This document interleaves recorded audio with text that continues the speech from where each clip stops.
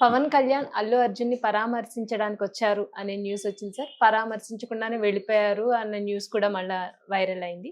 అలాగే ఇప్పుడేంటంటే చిరంజీవి గారింటికి అల్లు అర్జున్ వెళ్తున్నాడు. ఎందుకంటే మావయ్య కష్ట సమయంలో చాలా హెల్ప్ చేశాడు కాబట్టి థాంక్స్ చెప్పడానికి వెళ్తున్నాడు అనే న్యూస్ వస్తుంది. అంటే ఈ న్యూస్ ప్రకారం చూసుకుంటే అల్లు, మెగా ఫ్యామిలీ మధ్య విభేదాలు సమసిపోయినట్టే అంటారా? అంటే ఇక్కడ రకరకాల స్పెక్యులేషన్స్ నడుస్తున్నాయి. అవును అంటే సార్. స్పెక్యులేషన్సే. నిజానికి బన్నీ అరెస్టు వెనకాల అనేక రాజకీయ కోణాల మీద చర్చలు జరుగుతున్నాయి బయట. అవును సార్. అంటే ఇది, అది అని కాదు. హ్మ్. ఈ మాట్లాడే క్రమంలో అంటే సోషల్ మీడియాలో మాత్రమే కాదు, ప్రధాన స్రవంతి మీడియాలో కూడా రకరకాల కథనాలు వచ్చేస్తున్నాయి. అవును సార్. ఈ కథనాలు ప్రచురిస్తున్నటువంటి సంస్థలన్నీ కూడా ఏదో ఒక పొలిటికల్ స్టాండ్‌తో ఉన్నవే. అంటే ఉదాహరణకి ఇండియన్ జ్యోతి నుంచి సర్క్యులేట్ అయినటువంటి వీడియోస్. హ్మ్. అంటే అరెస్టు తర్వాత, అరెస్ట్‌కి ముందు హ్మ్. ఆయన మీద కేసులు పెట్టిన సందర్భంగాను, బయట సర్క్యులేట్ అయినటువంటి అనేక వీడియోస్‌లో ఒక కామన్ వాక్యం కనిపిస్తుంది. హ్మ్. ఆ కామన్ వాక్యం ఏంటంటే, ఆయన గత ఎన్నికల్లో వైఎస్ఆర్‌సీపీకి అనుకూలంగా ప్రచారం చేశాడు హ్మ్. అనేది. అది అది ఓవరాల్‌గా చెప్పేస్తున్నారు. ఆ! అంటే బన్నీ వైఎస్ఆర్‌సీపీ మనిషి అనేది ఎస్టాబ్లిష్ చేయటానికి ఒక ప్రయత్నం కనిపిస్తుందక్కడ. హ్మ్. ఈ ప్రయత్నంలో భాగంగానే ఆయన గత ఎన్నికల్లో వైఎస్ఆర్‌సీపీకి ప్రచారం చేశాడు అనే వాక్యము, అలాగే ఆయన అరెస్ట్ అవ్వగానే ఖండించిన మొదటి రాజకీయ నాయకుడు జగన్మోహన్ రెడ్డి. హుహు. అలాగే ఈ సినిమాకి సంబంధించి ఈ సినిమాకి ఎవరైనా అడ్డుపడితే ఊరుకోమన్న పద్ధతిలో అంబటి రాంబాబు లాంటి వాళ్ళు మాట్లాడిన మాటలు, హ్మ్. ఇవన్నీ ప్రస్తావనకు తీసుకొస్తున్నారు. అయితే వీటిలో ఉన్నటువంటి వాస్తవం ఏమిటి అనేది చూస్తే, ఆయన వైఎస్ఆర్‌సీపీకి ప్రచారం చేశాడు అనేటువంటి మాట పూర్తిగా అవాస్తవం. అవును సార్. అంటే ఆయన కేవలం శిల్పా రవికి ఓటు వేయమని ఆ హ్మ్. నియోజకవర్గ ప్రజల్ని పార్టీ పేరు ప్రస్తావించకుండా అడిగాడు. హ్మ్. ఆయన ఇతను నాకు మిత్రుడు. ఇతనికి చాలా సార్లు నేను చెప్పాను నీకోసం వస్తాను అని. హ్మ్. ఈసారి వచ్చాను. ఇతను మంచివాడు. అంటే నాకు తెలుసు. నాతో చాలా కాలంగా పరిచయం ఉంది. ఇతను మంచివాడని నాకు తెలుసు. మీకు మంచి చేస్తాడని నమ్మి మీకు చెప్పడానికొచ్చాను. అంతకు మించి విషయం ఏమీ లేదని చెప్పాడాయన. హ్మ్. అంతే తప్ప జగన్మోహన్ రెడ్డి లాంటి గొప్ప నాయకుడి నేతృత్వంలో శిల్పారవి పోటీ చేస్తున్నాడు వైఎస్ఆర్‌సీపీ అనే పార్టీ నుంచి. ఆ పార్టీని గెలిపించాల్సిన బాధ్యత ఉంది అని అనలేదు. Okay sir. అలాగే కూటమి అనే పేరుతో వాళ్ళు ఒక దుష్ట కూటమి ఏర్పడింది. పవన్ కళ్యాణ్, చంద్రబాబు, మోడీ వాళ్ళ ముగ్గురిని ఓడించాల్సిన అవసరం ఉందని కూడా చెప్పలేదు. హ్మ్. అసలు ఏ రాజకీయ పార్టీ గాని, నాయకుడి ప్రస్తావన గాని చేయకుండా ఒకటే ఒక్క మాట చెప్పాడాయన. ఏది? ఇతను మంచివాడు. ఇతన్ని ఎన్నుకోండి. మీకు మంచి జరుగుతుంది. అంతకు హ్మ్. మించి ఏం మాట్లాడలేదాయన. అది కేవలం స్నేహధర్మంతో చేసిందే. దీన్ని తప్పు పడితే దీనికంటే చాలా ముందు చిరంజీవి గారు కూడా ఇలాంటి పనే చేశాడు. అంటే విజయవాడ పార్లమెంట్ నియోజకవర్గం నుంచి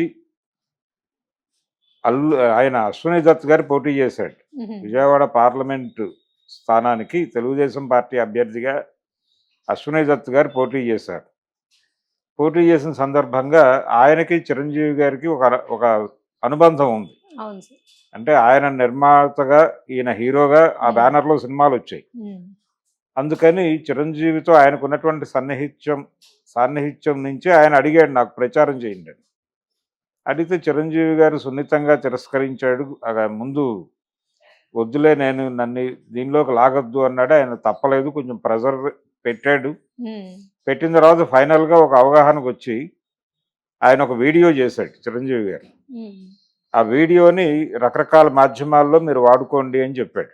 ఓకే సార్. ఆ వీడియోలో ఆయన చెప్పింది శిల్పా రవి గురించి బన్నీ ఏం మాట్లాడాడో అదే. హ్మ్. హ్మ్. అశ్విని దత్ గారు నాకు బాగా మిత్రుడు. హ్మ్. ఆయన బ్యానర్‌లో చాలా సినిమాల్లో నటించాను నేను. ఆయన చాలా సహృదయుడు, మంచివాడు.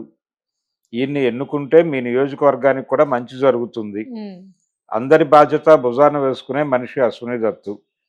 అందుకని అప్పుడు లగడపాటి ఈయనకి ప్రత్యర్థిగా ఉన్నాడు. హుహు. అందుకని మీరు అతన్ని ఎన్నుకోండి అని చెప్పాడు అంతవరకే. ఎప్పుడైతే ఇప్పుడు బన్నీ ప్రకటన అప్పటి చిరంజీవి ప్రకటన పక్క పక్కన పెట్టి చూస్తే ఉమ్, ఇద్దరూ పెద్ద తేడాగా ఏం మాట్లాడలేదు. ఈ రోజున బన్నీ మాట్లాడింది తప్పు అంటే ఆ రోజున చిరంజీవి గారు మాట్లాడింది కూడా తప్పే అనాలి. ఉమ్, ఎందుకంటే ఆయన పూర్తి స్థాయిలో ఏ రాజకీయ పార్టీకి అనుకూలంగా ఉన్నట్టుగా కనిపించకూడదు అనుకుంటున్నాడు అప్పుడు. ఉమ్, అనుకుంటూ ఫైనల్గా ఆ మాట అనేశాడు. ఆ తర్వాత ఆయన పొలిటికల్ పార్టీ పెట్టినప్పుడు మీరు తెలుగుదేశం పార్టీకి అనుకూలంగా గతంలో మాట్లాడారు కదా అన్నారు. ఉమ్, అన్నప్పుడు ఆయనే స్పష్టంగా చెప్పాడు, నేను ఏ పార్టీకి అనుకూలుణ్ణి కాదు అప్పుడు, ఇప్పుడు నేనే పార్టీ పెట్టాను, కానీ నాకు తెలుగుదేశం పార్టీ పెట్టినటువంటి నాయకుడి మీద గౌరవం ఉంది, ఎన్టీ రామారావు గారి మీద నాకు గౌరవం ఉంది. అయితే ఇప్పుడు ఉన్నటువంటి రాజకీయ పరిస్థితుల్లో ప్రజలకు సరైన న్యాయం జరగటం లేదు అనుకుని సామాజిక న్యాయం కోసం నేను ఈ పార్టీ పెట్టాను అని చెప్పాడు ఆయన. ఉమ్, అది ఆ ప్రకటనలన్నీ లైవ్లో ఉన్నాయి, ప్రపంచం ముందు ఉన్నాయి, చూసుకోవచ్చు వెళ్ళి. ఉమ్, కాబట్టి అల్లు అర్జున్ మీద ఇప్పుడు సోకాల్డ్ తెలుగుదేశానికి అనుకూలంగా ఉన్నటువంటి mainstream and social media నెట్వర్క్స్లో చలామణిలో ఉన్నటువంటి ఒక మాట, ఆయన వైఎస్ఆర్సీపీకి అనుకూలంగా గత ఎన్నికల్లో ప్రచారం చేశాడు అనేది అబద్ధం. దాంతోపాటు ఈయన ఆ రోజున ప్రచారం చేశాడు కాబట్టి జగన్మోహన్ రెడ్డి గారు స్పందించారు అనేది ఇంకొక ఎక్స్టెన్షన్, ఉమ్, ఆ దుర్మార్గానికి ఎక్స్టెన్షన్, ఆ అబద్ధానికి ఎక్స్టెన్షన్. ఉమ్, జగన్మోహన్ రెడ్డి ఒక నాయకుడిగా స్పందించాడు.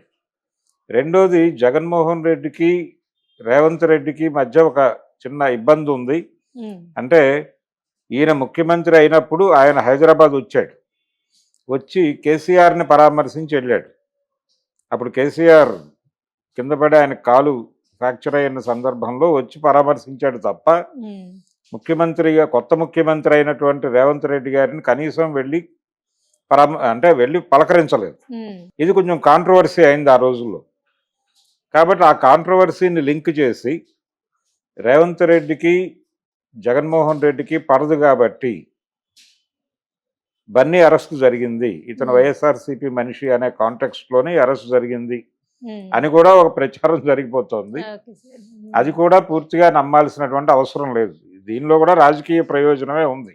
ఉమ్, అంటే ఎందువలనో ఇతన్ని వైఎస్ఆర్సీపీ మనిషిగా ఫోకస్ చేయడానికి ఒక ప్రయత్నం అయితే జరుగుతోంది.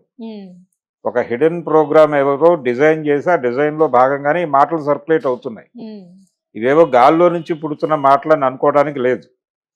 ఇది గొడవ. దీనికి తోడు సినిమా పరిశ్రమకు సంబంధించి పవన్ కళ్యాణ్కి అంటే మెగా కుటుంబానికి అల్లు కుటుంబానికి మధ్యలో ఒక గ్యాప్ నడుస్తోంది అనేది ఒక ప్రచారం. అవును సార్. ఆయన కూటమి నాయకుడిగా ఉన్నాడు, కూటమిలో ఒక పార్టీకి నాయకుడిగా ఉన్నాడు పవన్ కళ్యాణ్. ఉమ్, పవన్ కళ్యాణ్ గెలిచిన తర్వాత ఆయనకు ఉప ముఖ్యమంత్రి పదవి ఇచ్చిన తర్వాత ఆయనకి కుటుంబ సభ్యులందరూ కలిసి ఇక్కడ ఒక సత్కారం చేశారు వాళ్ళ ఇంట్లోనే, చిరంజీవి గారి ఇంట్లో జరిగింది.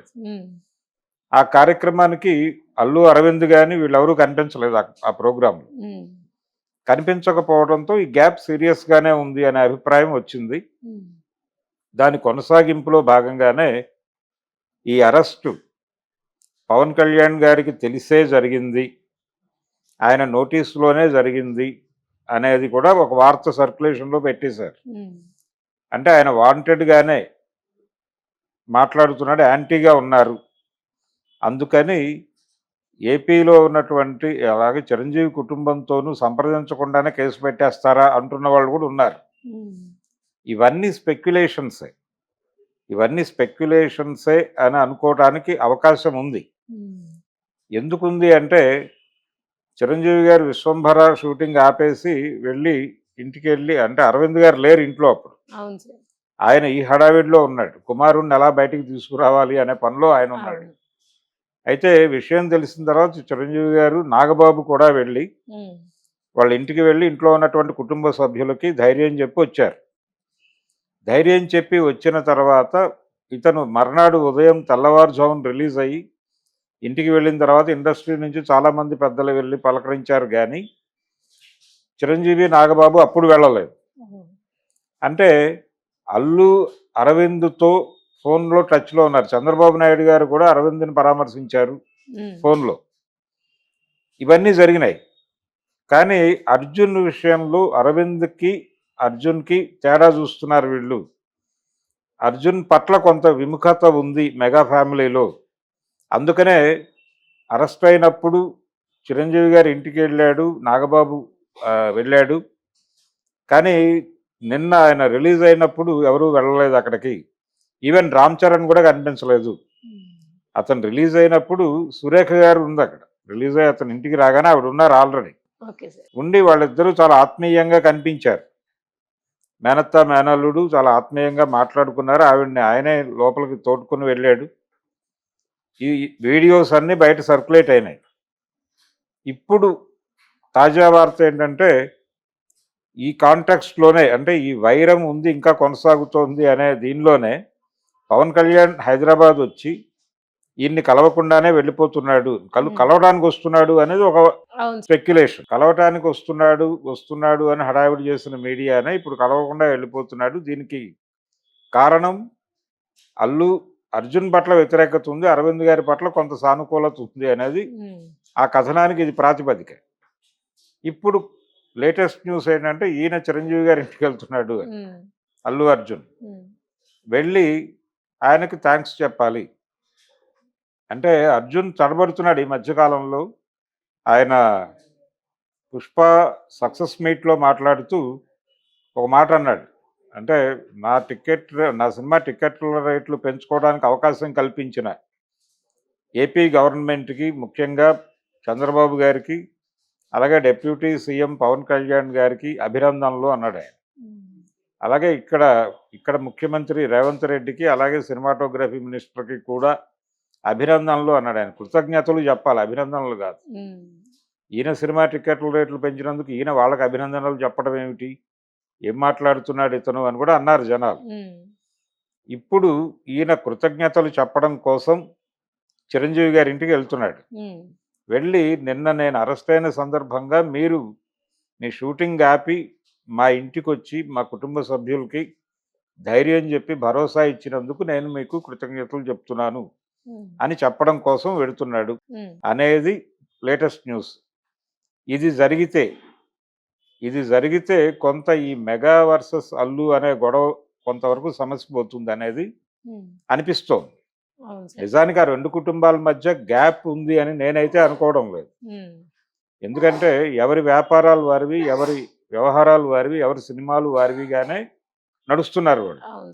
అయితే ఒక దశలో అల్లు అర్జున్ ఒక సినిమా ఫంక్షన్లోనే మాట్లాడుతూ నేను ఈ రోజున హీరోగా నిలబడ్డానంటే దానికి కారణం మెగా ఫ్యాన్సే, మెగా హీరో పునాది ఉంది నాకు, చిరంజీవి గారి ప్రస్తావన చేయకుండా నేను లేను, ఇవన్నీ మాట్లాడాడు ఆయన.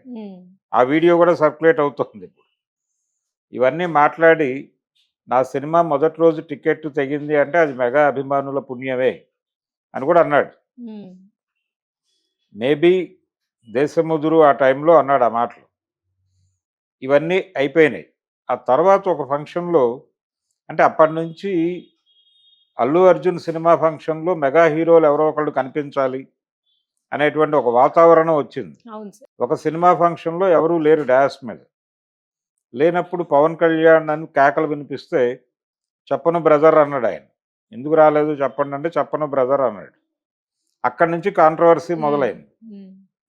అంటే వీళ్ళు అల్లు అనే బ్రాండ్ని డిజైన్ చేసుకుంటూ, అంటే ఈ సినిమాలో కూడా డైలాగ్ ఉంది, పుష్ప అనేది అది not a name it is a brand అని ఒక డైలాగ్ పెట్టారు.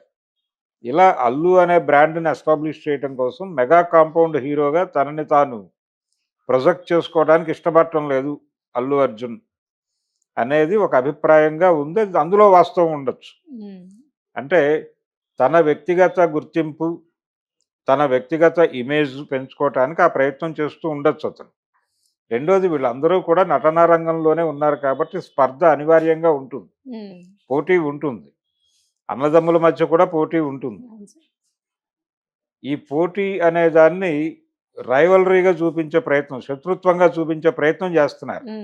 అది తప్పు.